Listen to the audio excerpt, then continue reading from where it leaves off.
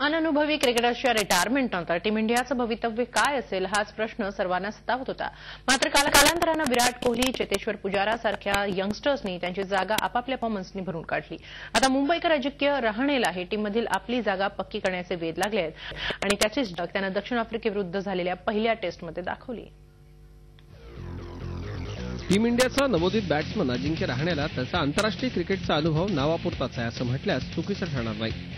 नुकत्याच दक्षिण आफ्रिकेविरुद्ध झालेल्या पहिल्या टेस्टमध्ये रहाणेनं संधी मिळेल अशी आपली उपयुक्तता सिद्ध केली आहे, मग ती बॅटिंग असो अथवा फिल्डिंग।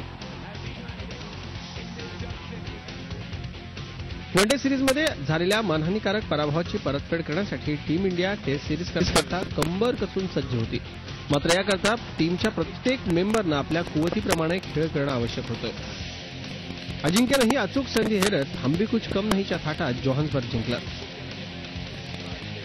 एखाद दुसरा अपवाद वगळता टीम इंडियाचे दिग्गज बॅट्समन पेव्हिलियनची वाट धरत असताना अवघी एक टेस्ट खेळलेला अजिंक्य रहाणे टीमच्या मदतीला धावला। अजिंक्यनं पहिल्या इनिंगमध्ये केलेल्या संयमी 47 रन्सच्या खेळीमुळे भारताला 250 रन्स पार करण्यात यश आलं। रहाणेची ही महत्त्वपूर्ण खेळी टीम इंडियाला आघाडी मिळवून देण्यात मोलाची ठरली।